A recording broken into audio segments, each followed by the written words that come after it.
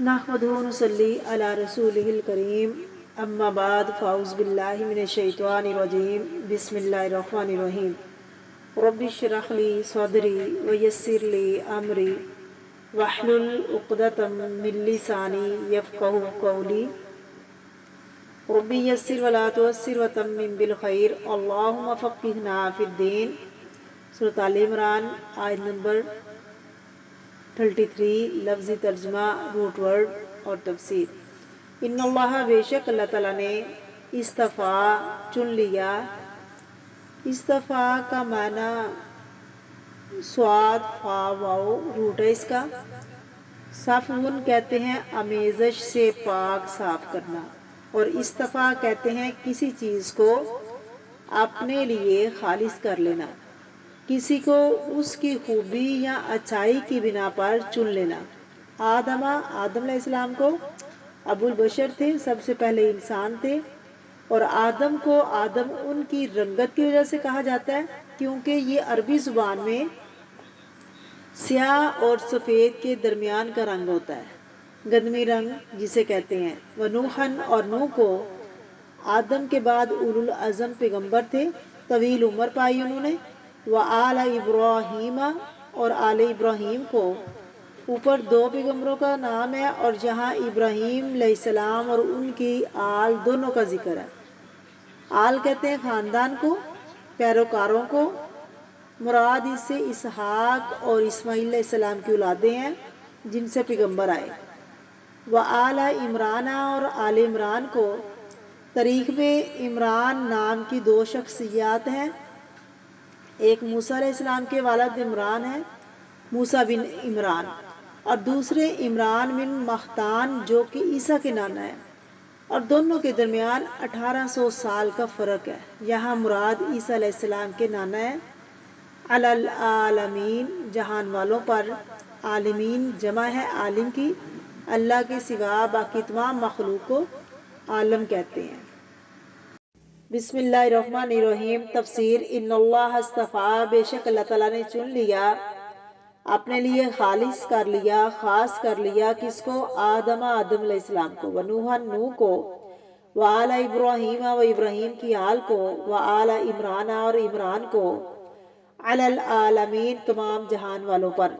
یہاں پر اللہ سبحانہ و تعالیٰ کچھ لوگوں کے چنے جانے کا ذکر فرما رہے ہیں۔ اگرچہ تمام لوگ اللہ تعالیٰ کی مخلوق ہے، لیکن یہ بھی اللہ کی مشیت ہے کہ وہ اپنی مخلوق میں سے، اپنے بندوں میں سے، انسانوں میں سے جس کو چاہے چن لے، دوسروں پر فضیلت عطا کرے، فوقیت عطا کرے، ان کو چن لے اور ان کو اہمیت دے۔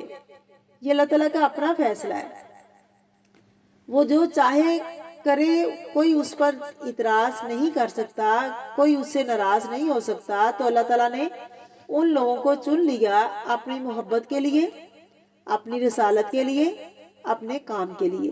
سب سے پہلے آدم علیہ السلام کا ذکر۔ آدم علیہ السلام سب سے پہلے انسان تھے، ابو البشر تھے، یعنی تمام انسانوں کے باپ۔ ان کو اللہ تعالیٰ نے اپنے ہاتھ سے بنایا اور اپنی روح سے پھونکا، اور فرشتوں سے سجدہ کروایا، علم عطا کیا، جنت میں رکھا، بہترین لباس عطا کیا، اور جب ان سے بھول ہوئی تو ان کو معاف کر دیا۔ دنیا میں بھیجا، نہ صرف انسانوں کے باپ تھے بلکہ پہلے رہنما بھی تھے، نبوت بھی عطا کی گئی، انسانوں کی ہدایت کا کام وہی سے شروع ہوا۔ اس کے بعد اہم شخصیت نوح علیہ السلام کی۔ نوح علیہ السلام اللہ رب العزت کے چنے ہوئے ایک بندے تھے جنہیں طویل زندگی نصیب ہوئی۔ 950 سال انہوں نے تبلیغ کی، نبوت کا کام کیا۔ تو اگر 40 سال کی عمر میں نبوت ملی ہو تو سمجھو 1000 سال کے قریب ان کی عمر تھی، اس کے کم و بیش۔ نوح علیہ السلام نے شرک کی تردید کی، لوگوں کو بتوں کی پوجا سے منع کیا، لوگ باز نہیں آئے بہت سمجھانے کے بعد۔ تو پھر آخر کار اللہ کا عذاب آیا، ان کی ساری نسل ختم ہو گئی، پانی میں غرق ہو گئی سوائے چند لوگوں کے۔ انہی سے پھر آگے انسانوں کی نسل چلی۔ تو اللہ رب العزت فرماتے ہیں ہم نے ان کی اولاد کو باقی رکھا جو ایمان والے تھے، باقی سب ختم ہو گئے، تو اس لیے ان کو آدم ثانی بھی کہا گیا ہے۔ یہ دوسرے آدم ہیں جن سے پھر ساری نسل چلی، ان کو بھی اللہ نے اپنے کلام کے لیے چنا تھا، اپنے پیغام کے لیے چنا تھا، اپنی رسالت نبوت کے لیے چنا تھا۔ وآل ابراہیم، اور ابراہیم کی آل کو بھی چن لیا۔ ابراہیم کون تھے؟ خلیل اللہ، اللہ کے دوست۔ اور نہ صرف یہ کہ ان کو چنا، بلکہ آپ پیچھے سورۃ البقرہ میں پڑھ چکے ہیں کہ اللہ سبحانہ و تعالیٰ نے ان سے فرمایا تھا انی جاعلک للناس اماما، کہ میں تجھے انسانوں کا امام بنانے والا ہوں۔ تو صرف انہی کو نہیں چنا بلکہ ان کی آل کو بھی چن لیا۔ کس کے لیے؟ رسالت کے لیے، اپنے کام کے لیے۔ اور اس کے بعد دنیا میں سب سے زیادہ پیغمبر انہی کی اولاد میں سے آئے، یعنی بنی اسرائیل سے آئے، اور پھر بنی اسماعیل میں سے نبی کریم صلی اللہ علیہ وسلم آئے۔ اس کے بعد آل عمران، عمران کی آل کو، یعنی بعض اسکالر کہتے ہیں کہ اس سے مراد موسیٰ علیہ السلام کی اولاد ہے، مراد اس سے مریم کے والد یعنی عیسیٰ علیہ السلام کے نانا ہے، کیونکہ یہ صورت وفد نصارہ نجران سے آیا تھا، ان کی آمد پر یہ نازل ہوئی تھی۔ تو یہاں انہی کا ذکر ہے، اور چونکہ اس میں خاص طور پر حضرت عیسیٰ علیہ السلام کی ولادت، ان کے معجزات وغیرہ کا ذکر ہے، تو اس لیے بھی زیادہ تر اسکالرز کی رائے یہ بھی ہے کہ اس سے مراد، یعنی سورت عمران سے مراد عیسیٰ علیہ السلام کے نانا ہے، عمران سے مراد، اور پھر ان سے مریم علیہ السلام، اور پھر ان سے عیسیٰ علیہ السلام کی اولاد ہو گئی یا نہیں یہ اللہ کو پتا ہے۔ بہرحال آپ کی آل سے مراد یہاں یہی ہے۔ اللہ تعالیٰ نے ان سب کو چن لیا علی العالمین، سب جہان والوں پر۔ عالمین کس کو کہتے ہیں؟ عالم کی جمع ہے، یعنی اللہ کے سوا اللہ نے سب کو چن لیا، جتنے بھی مخلوق ہے ان میں سے اللہ نے چند لوگوں کو اپنے دین اور اسلام کے لیے چنا۔ قرآن پاک میں ہے وَرَبُّكَ يَخْلُقُ مَا يَشَاءُ وَيَخْتَارُ، میرا رب جو چاہتا ہے، جو تیرا رب چاہتا ہے پیدا کرتا ہے، جسے چاہتا ہے چن لیتا ہے۔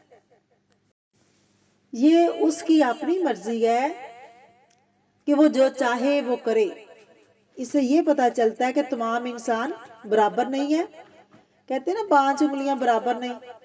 آدم علیہ السلام کی ساری اولاد ایک جیسی نہیں۔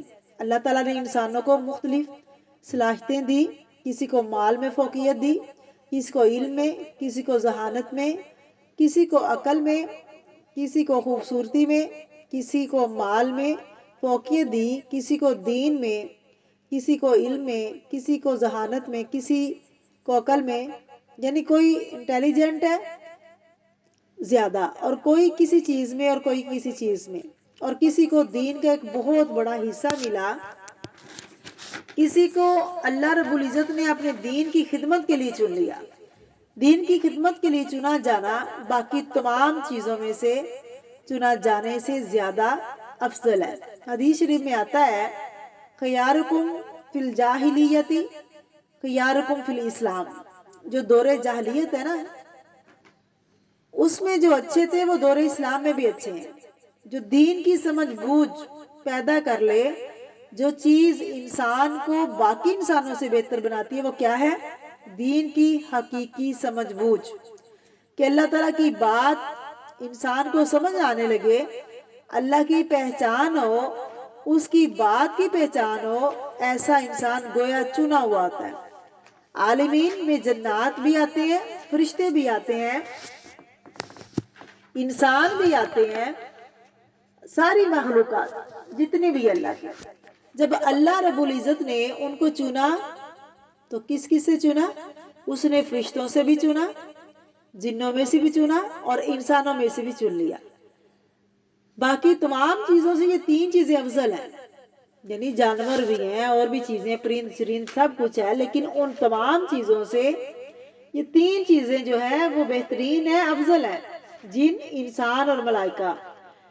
ملائکہ اپنی تخلیق کے اعتبار سے کہ گناہ بھی نہیں کرتے اور وہ اللہ کی عبادت کرتے ہیں، اور وہ نور سے بنے ہوئے ہیں۔ یہ بات مانی ہوئی ہے کہ جو لوگ نیک ہوتے ہیں نا، اچھے ہوتے ہیں، مقام اور مرتبہ فرشتوں سے بھی زیادہ ہوتا ہے، اس سے بڑھ کر ہوتے ہیں۔ اور یہ کہا کہ علی العالمین، اللہ نے ان کو کس کس پر فوقیت دی، فضیلت دی۔ اللہ تعالیٰ نے انسانوں میں سے ایسے لوگوں کو چنا جن کو ساری مخلوق پر فضیلت دی، پھر ان میں سے محمد صلی اللہ علیہ وسلم کو چن لیا۔ ان اصطفیٰ آدم و نوحا، جب ایسی آیتیں پڑھیں تو اللہ تعالیٰ سے دعا کریں کہ اللہ ہمیں بھی اپنے دین کے لیے چن لے۔ اگر وہ ان کو چن سکتا ہے تو ہم کو بھی چن سکتا ہے۔ نبوت تو باقی نہیں رہی، کار نبوت تو باقی ہے۔ نبیوں والا کام کیا ہوتا ہے؟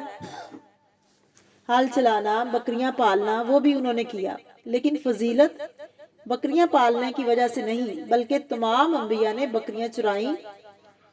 بکریاں چرانا کوئی بری بات نہیں ہے، کوئی کام جو انسانوں کے فائدے کے لیے وہ برا نہیں ہے۔ بہرحال پیغمبروں کو اللہ رب العزت نے اپنے کام کی وجہ سے چنا، یعنی نبوت کی وجہ سے چنا۔ اللہ تعالیٰ نے کیوں ذکر کیا؟ تاکہ ہمارے سامنے نمونہ رکھے، تاکہ ہم بھی اچھے کام کریں۔ اس آیت کو پڑھ کر اس آیت سے کچھ حاصل کریں تو پھر اس کی تمنا بھی کریں۔ صرف پڑھنے کا فائدہ کیا ہے؟ پڑھنے کا فائدہ تب ہوگا جب ہم عمل کریں گے اور آگے پہنچائیں گے۔